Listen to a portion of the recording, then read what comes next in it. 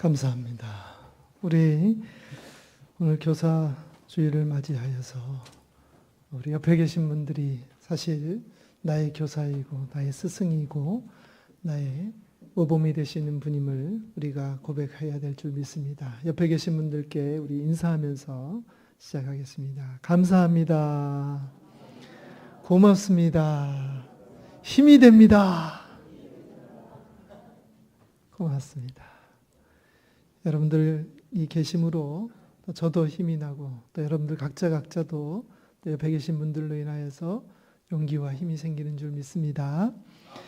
자, 오늘 본문은 베드로가 이방인인 고넬료의 집에 방문하여서 복음을 전한 일에 대하여서 유대인 그리스도인들에게 해명하는 장면을 기록하고 있습니다.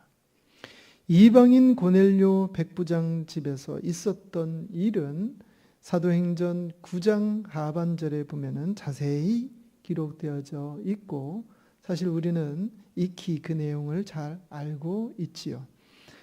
앞에서도 말씀드렸지만 이방인들에게 전도한 일을 해명까지 해야 한다. 이게 무슨 일일까요? 베드로 일행이 전도 여행을 하던 곳은 사마리아 성에서 시작해서 사마리아 남단, 또 팔레스타인 서쪽, 또 롯바, 욥바, 가이사랴 이렇게 이어지는 그 지역으로서 당시 이스라엘의 국경 지역이라고 할 수 있는 곳입니다. 베드로와 그의 일행들이 왜 여기까지 갔겠는가? 우리가 한번 추론을 해보면 아마도 땅끝까지 내 증인이 되라 라고 하시는 예수님의 지상명령을 지키려고 이스라엘의 국경을 땅끝으로 여기고 거기까지 간 것이 아닌가 생각이 됩니다. 땅끝까지 예수님의 지상명령을 지키러 간 사람들을 칭찬해 줘도 모자랄 판인데 고생하고 돌아온 그들에게 잘했니 못했니 이랬니 저랬니 하면서 추궁을 한다는 것이 이해가 되지 않는데 사실 여기에는 그럴 만한 이유가 있습니다. 바로 유대인들이라면 숨기지 못하는 선민 사상 때문에 그렇습니다. 오늘 제가 여러분들과 함께 묵상해 볼 내용은 예수님 당시 유대인들이 가지고 있던 절대적 가치관이던 선민 사상에 대해서 한번 이야기해 보려고 합니다. 당시의 유대인들에게는 우리는 선민이다. 즉 신께 택함 받은 백성이다. 그래서 구원도 선민인 우리 유대인들만 누릴 수 있는 것이다. 라는 생각을 대부분 가지고 있었습니다. 그런데 베드로와 또 요한이 전도 여행을 하고 있었던 일이 저들의 선민 사상을 심각하게 훼손시킨다고 여겼기 때문에 예수님의 수제자인 베드로조차도 오늘 이렇게 추궁을 하고 있는 것이죠. 아니, 예수님께서 유대인을 먼저 택하시고 구원을 주시겠다고 말씀하셨기 때문에 저들이 선민 사상을 가지게 되었다. 오케이, 좋다 이겁니다. 그런데 베드로가 무슨 잘못을 얼마나 저질렀기에 이렇게 추궁까지 받아야 했던 것일까요? 무엇이 유대인들을 이토록 화나게 했냐 하는 것입니다. 지금부터 양측의 입장을 하나씩 정리해보고 과연 하나님께서는 이 사건을 통하여서 오늘날 우리들에게 우리 그리스도인들에게 뭐라고 말씀하시는지를 다 같이 한번 살펴볼 수 있기를 바랍니다. 첫 번째 1절에서부터 3절까지는 할례자들 즉 유대인 그리스도인들에 대한 입장이 기록되어져 있습니다. 본문에서 이방인이 하나님의 말씀을 믿는다라고 하는 것은 두 가지 측면에서 보통 일이 아니었습니다. 하나는 하나님의 택한 백성이 아닌 이방인들이 어떻게 하나님을 말씀을 믿을 수가 있지? 하나님을 알지 못하는 이방인이, 하나님과 전혀 관계가 없는 그들이 어떻게 하나님의 백성이 되고 하나님의 자녀가 될 수가 있지라고 하는 근본적인 문제였습니다. 또 다른 하나는 베드로가 예수님의 수제자잖아요. 그런데 이런 베드로가 어떻게 예수님의 수제자인데 어떻게 감히 이방인과 함께 같은 그릇에 손을 집어넣고 밥을 먹을 수가 있느냐, 식사를 할 수가 있느냐, 식사 때 그런 일이 있었다며 어떻게 밥을 같이 먹을 수가 있느냐, 이 두 가지 문제가 바로 심각한 문제였다고 하는 것이죠.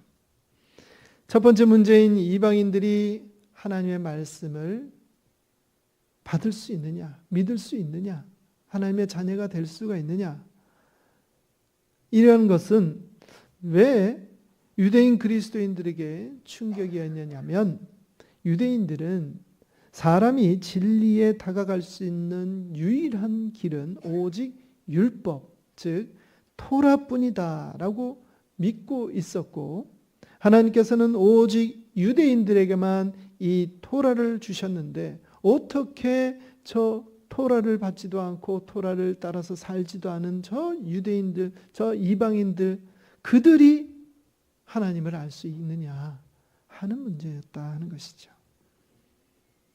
율법은 유대인들이 태어날 때부터 철저하게 지켜야 하는 종교법입니다.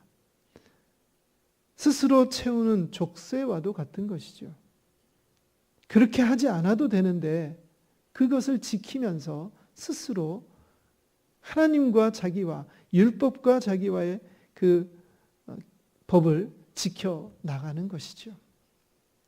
그렇기 때문에 유대인들은 우리가 이 율법인, 이 진리인 이 토라를, 이 율법을 잘 지키기 때문에 우리만이 진리 안에 갈 수 있다. 우리만이 참되다. 이렇게 생각하고 있다는 것입니다.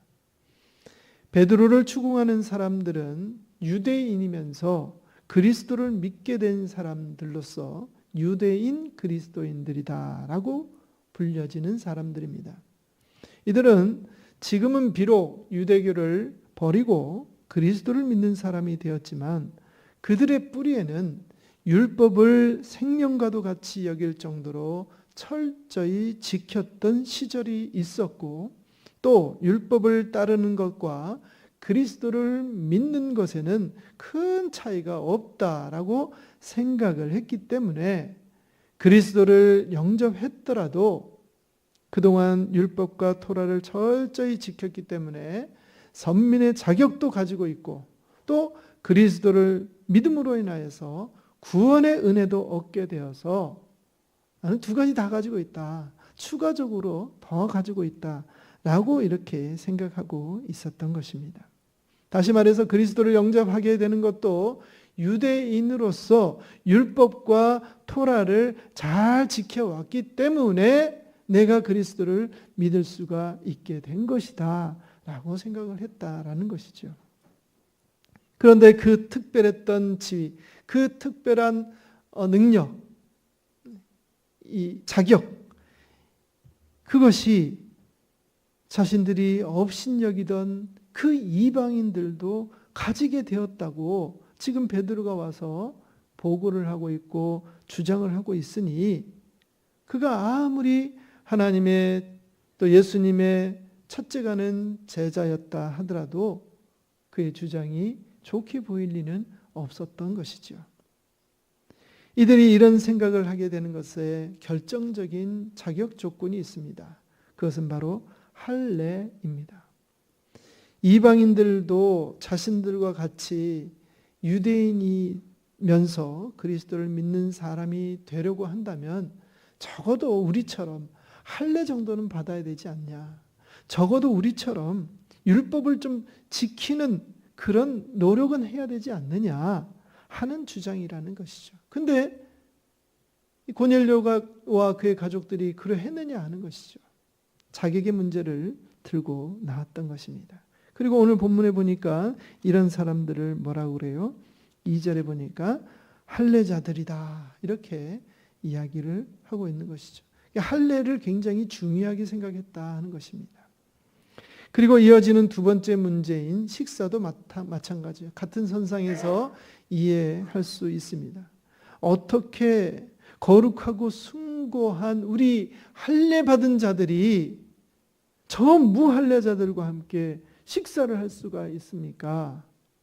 당신 그러고도 하나님의 제자입니까? 예수님의 제자입니까? 라고 지금 베드로를 비난하는 사람들이 입장이 그렇다 하는 것이죠. 자, 그렇다면 4절에서부터 12절까지는 그럼 이제 베드로의 입장을 한번 들어볼 필요가 있겠죠. 베드로는 그동안 있었던 일을, 전도 여행 때 있었던 일 중 가운데 이 고넬료, 백부장 고넬료의 가정에서 있었던 일들을 차근차근 설명합니다. 내용인즉 베드로가 욥바에서 기도 중에 환상을 보았는데 레위기의 규례에 적혀 있는 부정해서 식용으로 금하는 것들이 환상 중에 보자기에 쌓여져 가지고 하늘로부터 이렇게 내려오더라는 것이에요. 그리고서는 그것을 먹으라라고 하는 음성이 베드로에게 들렸고, 그걸 보니까 이거는 율법에서 금지하는 겁니다. 이건 도저히 먹을 수 없습니다. 라고 극구 사양을 했지만 하나님께서는 당신께서 깨끗하게 하신 것을 네가 어떻게 속되다고 하느냐, 이런 이야기를 3번씩이나 반복해서 자신에게 보여주더라 하는 것입니다. 베드로는 아무리 성격이 급하고 무식한 어부 출신이었지만 율법에 금하는 음식을 먹은 적이 없었고, 하나님께서 보여주신 환상 속에서도 3번씩이나 거부했을 정도로 철저히 율법을 지켜온 사람인데, 그 환상에서 보였던 속되고 깨끗하지 못한 것들이 다름 아닌 이방인이었다라고 바울은 강력하게 또 조심스럽게 또 분명하게 증거하였던 것이죠. 이것이 4절에서부터 12절까지 베드로가 주장한 것입니다. 자, 이제 그러면 양측의 의견이 우리가 다 같이 들려졌습니다. 그 이후에 어떤 일이 일어났는지를 13절에서 18절까지 기록하고 있는데요. 놀라운 것은 베드로에게 환상을 보이시면서 말씀하셨던 그 하나님이 그가 복음을 전해야 하는 그 이방인 가정, 그 고넬료의 가정에도 똑같이 동시에 임하여서 지금 베드로를 초청하여라 라고 천사가 나타나서 요청하였다라고 하는 것입니다. 베드로를 초청하기 위해서 온 사람들은 성령님께서 말씀하신 것을 간증합니다. 성령님께서는 베드로가 어디에 있는지 정확하게 알려주셨고, 또 베드로의 이름까지도 알려주셨으며, 베드로를 초청하면은 어떻게 해라, 어떻게 할 것이다 하는 것까지도 분명하고 명확하게 알려주셨다라고 말을 하고 있는 것이에요. 무엇보다 베드로가 그 사람들을 따라가서 말씀을 전했더니 성령께서 그들, 즉 이방인들에게 임하시는데 마치 오순절 다락방에서 120명의 제자들이 성령 충만함 받고 방언하던 그때와 같은 일이 일어나더라라고 지금 베드로가 증거를 하고 있는 것입니다. 우리 15절 말씀을 한번 읽어보실까요? 15절입니다. 시작. 내가 말을 시작할 때에 성령이 그들에게 임하시기를 처음 우리에게 하신 것과 같이 하는지라. 아멘. 이 일이 일어난 후에 베드로에게 생각나는 것이에요. 이 성령 세례, 우리가 지난번 우리의 처음 마가 다락방에서 받았던 그 성령님께서 우리에게 임하는 그 성령 체험이, 성령 세례가 이들에게도 지금 일어나고 있는 것이구나. 베드로가 이것을 깨닫게 되었다는 것입니다. 이것은 성령님께서 우리에게 찾아오셨을 때 그것과 똑같구나. 그런데 내가 뭐라고 이 이방인들에게 역사하시는 하나님의 능력을 막을 수 있겠는가? 라면서 자신이 그렇게 멀리하고 거부했던 부정한 것들, 먹지 말아야 되는 것들, 그것들이라 하더라도 하나님께서 하시겠다고 하시면 아무 문제될 것이 없구나 라는 것을 깨닫게 되었다라고 하는 것입니다. 이 말을 들은 예루살렘 교인들이 어떻게 합니까? 18절 다 같이 한번 읽어봅시다. 18절입니다. 시작. 그들이 이 말을 듣고 잠잠하여 하나님께 영광을 돌려 이르되 그러면 하나님께서 이방인에게도 생명 얻는 회개를 주셨다 하니라. 아멘. 그렇습니다. 이 완악하게 비난하던 사람들도 하나님께서 허락하시니 찍소리 못하더라는 것이죠. 그리고는 자신들의 교만함을 회개하고 온 인류를 구원하시는 예수님을 찬양하더라는 것입니다. 베드로의 간증을 통하여서 하나님의 진심이 무엇인지 그제서야 헤아리게 된 예루살렘 교회의 다른 여러 지도자들과 또 성도들은 하나님께 영광을 올려드린 후에 믿음의 고백을 합니다. 뭐라고요? 하나님께서 이방인에게도 생명 얻는 회개를 주셨도다. 할렐루야. 이제 말씀을 마무리하려고 합니다. 오늘 말씀은 베드로를 포함해서 철저히 율법 속에 갇혀 있었던 사람들에게 하나님께서는 율법도 중요한 것이지만 그것보다 하나님을 믿는 믿음이 더 중요하다는 것을 말해주는 내용입니다. 여러분, 믿음의 조상이라고 불리는 아브라함을 떠올려 보십시오. 아브라함 때 율법이 있었습니까? 아브라함이 모세 오경을 가지고 있었나요? 모세가 활동하던 시기보다 수백 년 전에 살았던 사람이 바로 아브라함이지 않습니까? 그런데 그 사람에게 하나님께서는 의롭다라고 칭해 주셨습니다. 율법은 죄를 깨닫게 하고 그 죄를 짊어진 채로는 도저히 구원에 이르지 못한다는 것을 알게 하는 역할일 뿐인 것이지 율법 자체가 사람을 구원하지는 못한다라고 하는 것이에요. 그러므로 율법보다 믿음이 먼저이고 그 믿음은 예수 그리스도를 통해서만 얻을 수 있다는 사실을 기억하시는 여러분들 되시기를 간절히 바랍니다.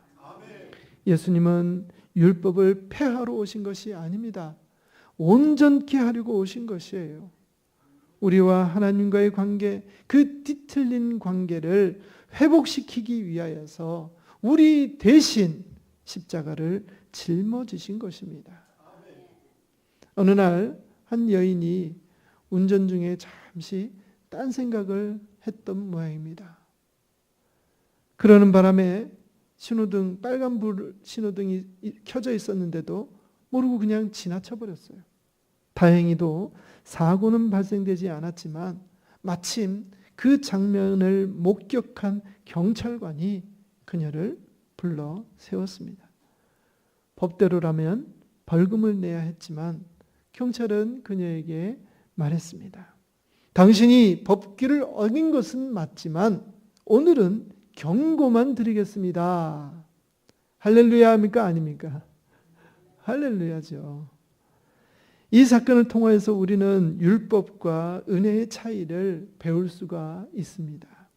율법은 죄를 밝히 드러내지만 구원은 그 죄에 대해 자비를 베푸시는 하나님의 은혜를 말하는 것입니다.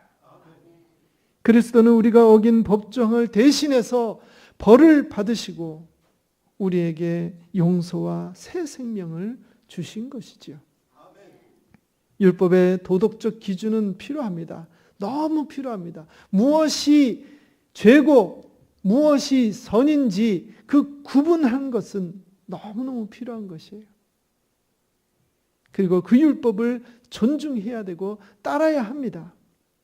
그렇지만 그렇다고 해서 율법주의에 빠져서는 안 되는 것이에요. 저와 여러분들은 하나님께서 구원해 주시려고 친히 십자가에 못 박히심으로 그 핏값으로 사심받은 이방인인 줄 믿으시기를 바랍니다. 우리는 선택받은 선민이 아니죠. 혈통으로 유대인으로 난 자들이 아니지요. 우리는 철저하게 이방인일 뿐입니다. 그렇기 때문에 정통 유대인 그리스도인들보다 우리는 구원받았으니 그런 자격 없는 사람들인 우리가 구원의 반열에 서 있으니 그 정통 유대인들보다 우리는 더 감격해야 되지 않습니까? 더 감사해야 하지 않아요? 이 사실을 망각하고 마치 내가 유대인 그리스도인인 것처럼 내가 마치 잘나서 우리 하나님께서 나를 택하여 주신 것처럼 주신 거라고 생각을 하고 내가 마치 뭔가 된 것인 양 그렇게 아직도 율법을 알지 못하고 구원의 은혜가 무엇인지 깨닫지 못하는 그런 사람들을, 그런 이웃들을 향하여서 지적질하고 비방하고 편협한 마음으로 손가락질해서는 안 된다 하는 것입니다. 우리 옆에 계신 분께 우리 한번 말씀 전해 보십시다. 따라합시다. 저는 자격 없는 이방인입니다. 믿으십니까? 네. 저와 여러분들은 자격이 없습니다. 이방인입니다. 그렇지만 우리 하나님께서는 그런 우리들을 택하여 주시고 구원하여 주신 것입니다. 정말로 아무 자격도 없는 나를 구원해 주신 예수님께 온 마음 다하고 감사하고 최고의 것으로 영광 올려드리고 겸손한 마음으로 이 모르는 이웃에게 가르치고 그들을 섬기고 아끼고 사랑하는 그런 삶을 내 남은 생활, 삶의 모든 날을 그런 삶으로 살아드리겠다고 고백하시고 다짐하시는 우리 모두가 되시기를 간절히 축원합니다. 기도합니다. 살아계신 하나님 은혜를 감사드립니다. 저희는 구원받을 자격 없는 이방인일 뿐인데 주께서는 친히 저희를 택하여 믿음의 반열에 서 있게 하셨습니다. 이 놀라운 은혜를 망각하지 않게 하시고 늘 겸손과 순종으로 주님을 높이고 이웃을 사랑하는 우리 모두가 되게 하여 주시옵소서. 교만의 눈빛으로 세상을 보지 않게 하여 주시옵소서. 감사드리며 예수님 이름으로 기도드리옵나이다.